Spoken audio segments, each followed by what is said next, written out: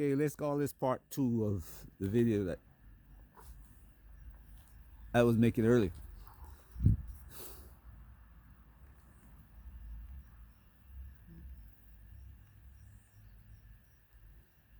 Now, let's start with Venezuela.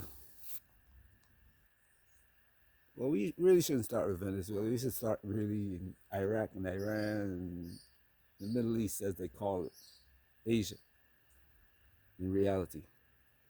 The bombs are falling, and people fire up the barbecue and started celebrating about what's going on around the world.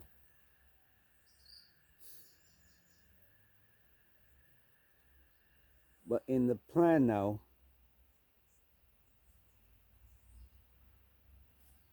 you see policemen and military people marching through the cities of America, arresting everybody. You say, I'm a citizen, and they say, we don't care. But the bombs are falling outside the country. Caucasians are celebrating the bombs falling, and they're celebrating you getting taken.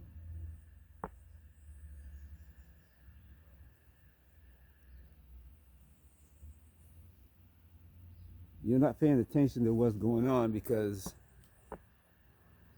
you're watching the news with a lot of people getting laid off, and Caucasians are crying on YouTube saying things are bad, and you're happy laughing at them.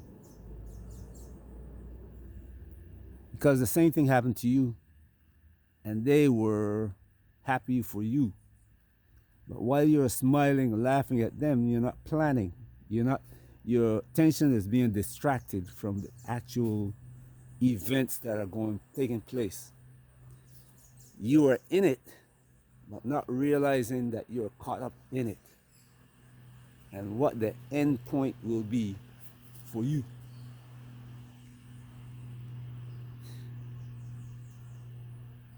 Forward now from Iraq 2001, or well, beginning before 2001. And they pull out of Afghan, what, 5 years ago? Maybe, no, about 3 years ago. 2 years ago, I said 2 years ago. But by then, how many, five, I think the estimate that I think is more accurate is about 5 trillion spent on that war. I heard people say a trillion, and they think that, but that might be the actual bombs. That's the actual bombs and pay for the soldiers. How much money? I've seen plane loads of money loaded onto airplanes,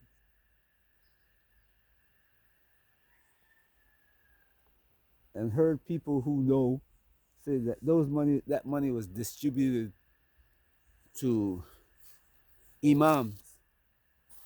Can you imagine?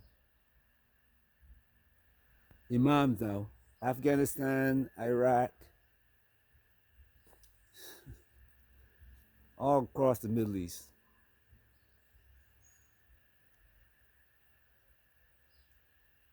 Why would you be giving money to the imam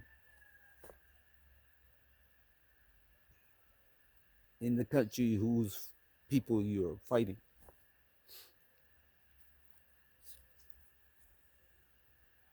But that money didn't only go to the imams. Most of it ended up in Fleet Street in London, in the Quarter Mile. And then back to America and France, Germany, Australia, in the US stock market.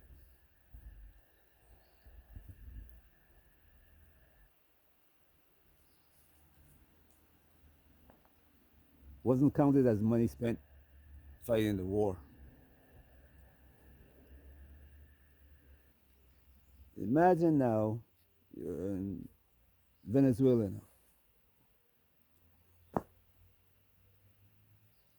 Oil tankers being seized, Your cargoes unloaded in Texas, millions of barrels of oil.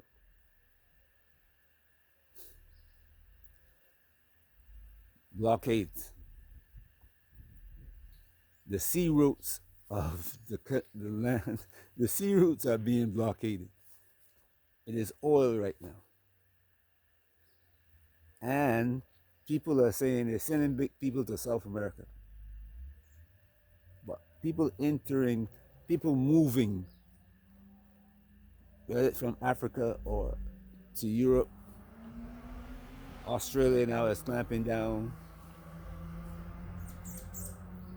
Africa to America is being cut out. The movement of people and goods is being blockaded, and people are not seeing it. Not until the food that you used to get doesn't arrive on your plate and you don't see it in the supermarket, people see what's happening. Last night I was reading an article about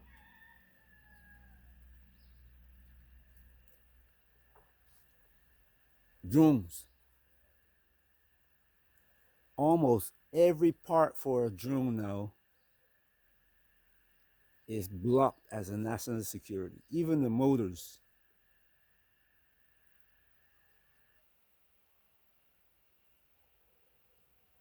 are blocked as a national security risk.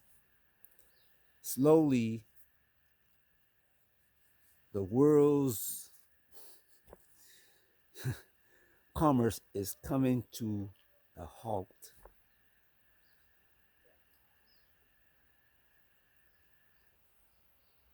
You may not realize why people are being sent from the US back to South America. But what there's the plan you don't see,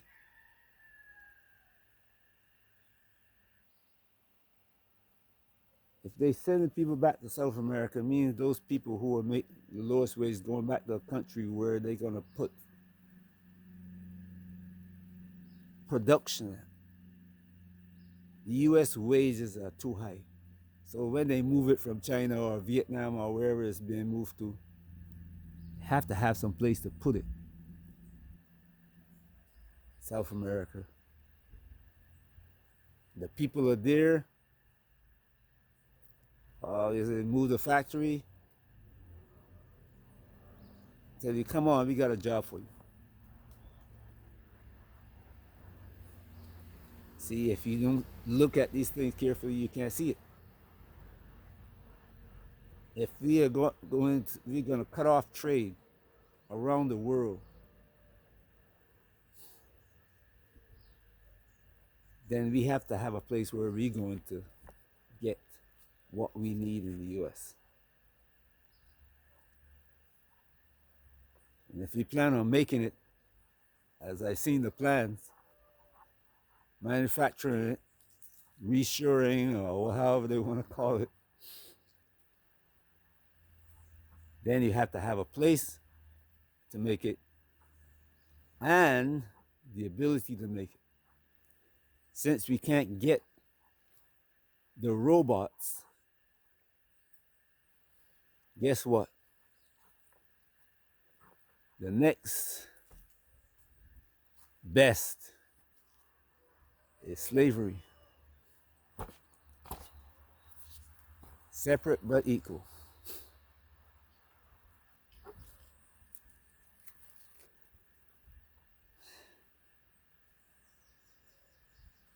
This oil blockade is more than you think it is. The next thing is I saw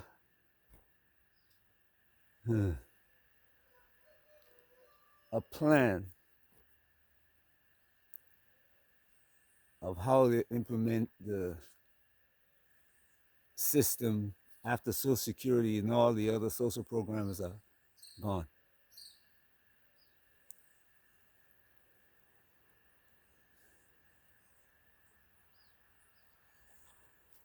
If you look at it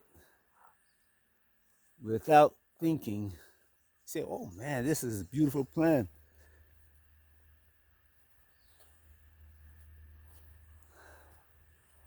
I'm going to be getting a subsidy whether I work or not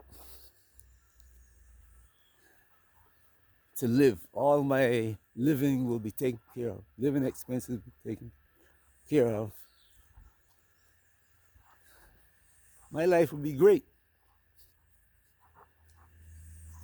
But when you look into that system further and see that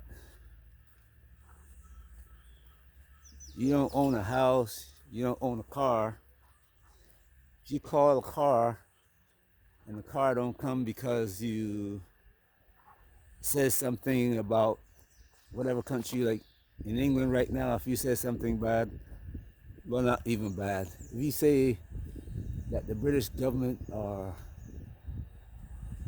on the wrong side in Palestine, they'll show up at your door and charge you with terrorism. And I saw the latest plan for America that Trump came up with probably about 2 weeks ago. The plan going forward. And on it, among the entities that they listed that they have to be cognizant or control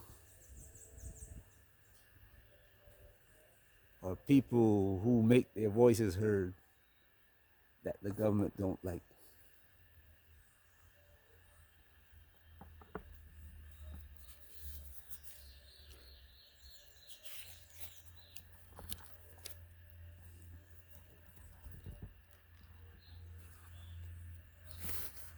It's called a strategy. Let me get the exact name for you.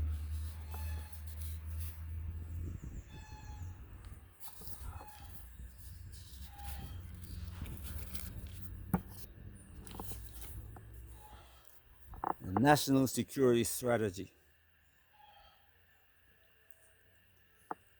And funny, when I read it, I was smiling because the thing has 27 pages. And in it, there are 3 paragraphs, each about 5 lines, dealing with Africa.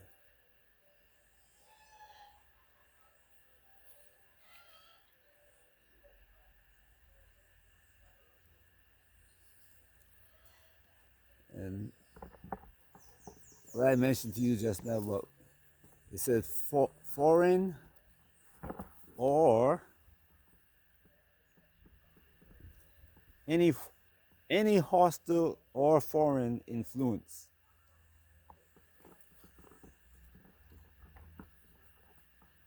What they call people who put stuff on YouTube? Influencers. Already in Britain, they're going after the influencers. In Germany, they're going after the influencers. You cannot say anything about Palestine or against England, Israel, in Germany or England. Coming to the US. Read the foreign policy strategy. Read it for yourself. I can't tell you, I can say it 1,000,000 times. Read it for yourself. This is the biggest change in the foreign policy strategy in decades. Normally they make 1 or 2 changes per year. This is almost like an overhaul. And people look at it, I've heard people say, don't worry about it, it's nothing big, it's just a plan. It's just thinking about this. Nope. The think tank. And I told you about the think tanks couple of years ago. When I was trying to tell you about how things are work in the US. Who's involved, what organizations, And think tanks are one of the ones that I talk to you about.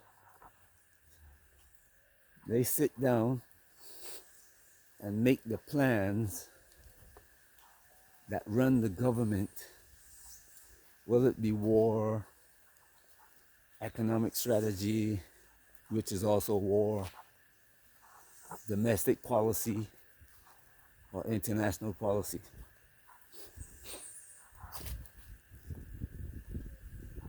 So read that paper.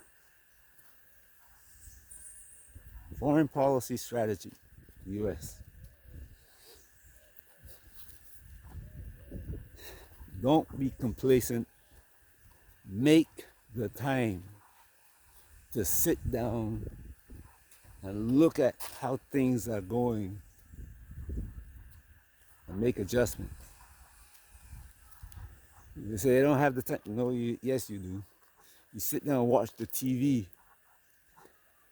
You chat on your phone.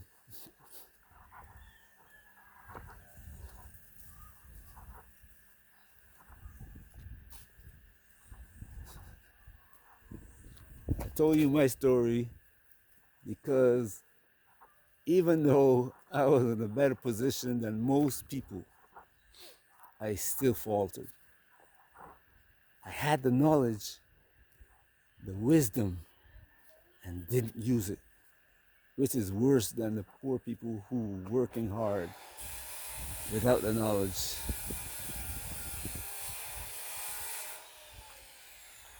That's one of the reasons why I'm making videos. The man who knows must pass the information on. I didn't get this information by accident. Somebody told it to me so that I'd be able to pass it on. Have a great day wherever you are. Peace.